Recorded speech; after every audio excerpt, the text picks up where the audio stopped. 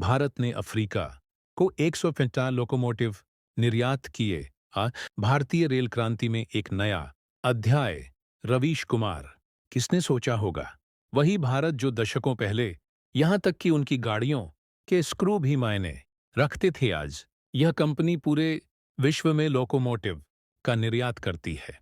यह सिर्फ ट्रेनों की कहानी नहीं है, यह एक कहानी है, एक राष्ट्र जिसने अपने ही रास्ते पर चलने का फैसला किया। यह कहानी दर्शाती है कि किस प्रकार भारत ने लोहे को शक्ति के प्रतीक में बदल दिया।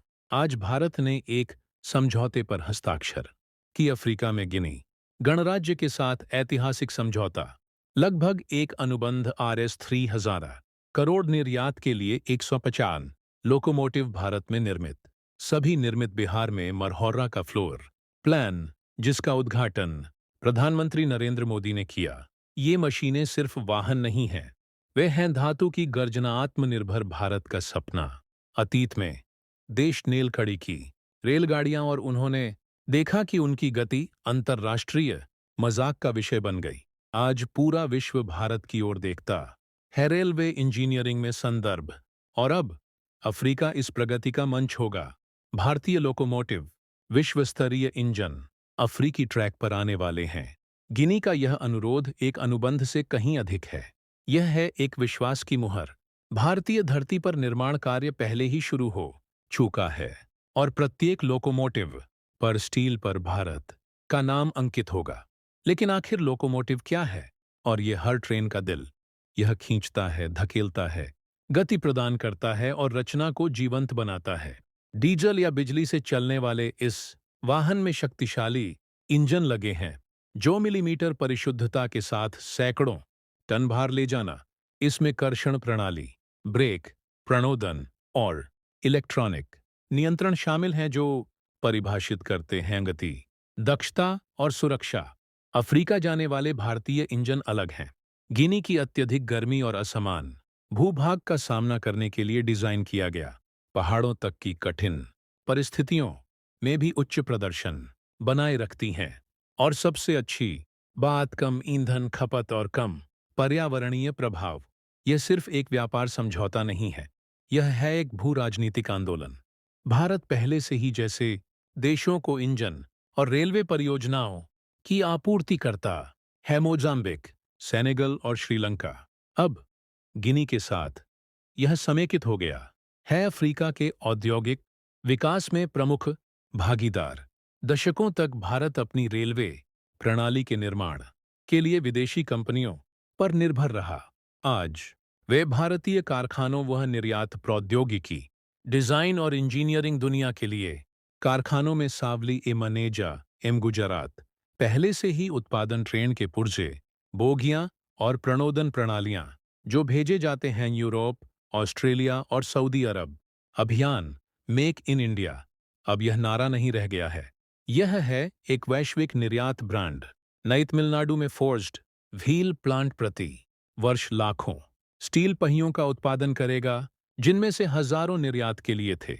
पहियों से इंजन तक अब भारत सब कुछ घर में ही निर्मित करता है और यह इसे बदल देता है वैश्विक आपूर्तिकर्ता। यह औद्योगिक उन्नति सिर्फ तकनीकी नहीं है, यह आर्थिक भी है। प्रत्यक्ष एवं अप्रत्यक्ष रूप से हजारों नौकरियां सृजित हो रही हैं। भारत का प्रत्येक राज्य प्रगलन से लेकर परिवहन तक प्रगति की इस श्रृंखला में भाग लेता है। माल ढुलाई में रेलवे की भूमिका महत्वपूर्ण है। कोयला उदाहरण के लिए, यह देश में परिवहन किए जाने वाले माल का लगभग आधा हिस्सा है। इंडोनेशिया, ऑस्ट्रेलिया और दक्षिण अफ्रीका के बंदरगाहों से भारतीय संयंत्रों तक पहुंचने वाले तेलों का आयात किया जाता है। इसके अलावा रेलवे लौह अयस्क, सीमेंट, उर्वरक और अनाज सभी कोनों तक। और भारतीय लौह अयस्क का अनुसरण करता है चीन, जापान, दक्षिण कोरिया और यूरोप में लंबी और भारी यात्राओं के लिए शक्तिशाली इंजनों की मांग। यह है शांत इंजन जो भारत को विश्व के सबसे बड़े वाणिज्यिक नेटवर्क से जोड़ता है। लेकिन सवाल उठता है, यदि भारत विश्व स्तरीय इंजन बनाने में सक्षम है, बुलेट ट्रेन के लिए आप अभी भी जापान पर निर्भर क्यों हैं? उत्तर सीधा है, रणनीति। जापान सिर्फ ट्रेन उपलब्ध नहीं करा रहा है। यह बुनियादी ढांचे का निर्माण। इसके अलावा देश ने आरण की पेशकश की 60,000 करोड़ केवल ब्याज के साथ 1%। इस बीच भारत प्रयास कर रहा है अपनी स्वयं की उच्च गति वाली तकनीक विकसित करना। जापानी बुलेट ट्रेन एक प्रारंभिक बिंदु है, निर्भरता नहीं। अफ्रीका के साथ व्यापारिक संबंध तेजी से बढ़ रहे हैं। भारत में निवेश अथवा खनन, ऑटोमोबाइल और रेलवे बुनियादी ढांचे। इसीलिए गिनी में इंजनों को भेजना एक कूटनीतिक इशारा जो रिश्तों को मजबूत करता है और विश्वास को बढ़ाता है। जब चीन अपने नए सिल्क रोड के साथ महाद्वीप पर हावी होने की कोशिश करता है, भारत दांव लगा रहा है समान भागीदारी पर आधारित सम्मान और आपसी सहयोग। इसलिए भारतीय इंजनों वे सिर्फ माल नहीं ढोते, वे विश्वास भी ढोते हैं। आज भारतीय इंजीनियर रेलवे उत्पादन के सभी चरणों पर हावी हैं। मरहोरा के इंजनों से लेकर सावली के वैगनों तक प्रत्येक कृति प्रतिभा, सटीकता और राष्ट्रीय गौरव को दर्शाती है। यह एक ऐसे देश के बीच का अंतर है जो प्रौद्योगिकी का उपभोग करता है और दूसरा यह की संतान और भारत अब बनाता है। जैसा गिनी के लिए 150 लोकोमोटिव रवानाए इस ऐतिहासिक बदलाव का जीवंत प्रमाण है।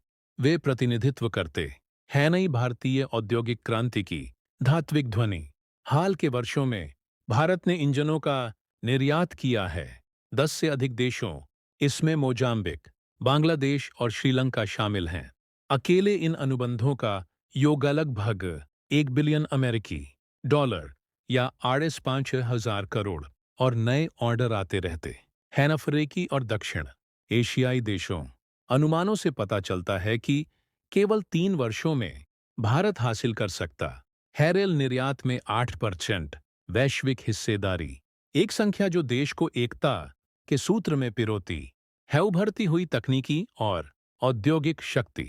दोस्तों, इन इंजनों की आवाज सिर्फ धातु की आवाज से कहीं अधिक है। यह ध्वनि है व भारत, एक ऐसा राष्ट्र जो न केवल सपने देखता है बल्कि निर्माण भी करता है। आयातक से निर्यातक तक, आश्रित से प्रभुत्वशाली तक, भारतीय इंजन पहले से ही सीमाओं को पार कर रहे हैं और उनके साथ एक ऐसे देश का संदेश जो अब टिकट मांगने की जरूरत नहीं, अब वह अपनी ताकत से रास्ता बनाता है। क्या आप मानते हैं कि यह रेल क्रांति भारत को विश्व की औद्योगिक शक्तियों में शामिल कर देगी? जवाब हाँ या नहीं टिप्पणियों में लाइक, शेयर और सब्सक्राइब करें, क्योंकि भारत का भविष्य स्टील की पटरियों पर चलता है। जय श्री राम।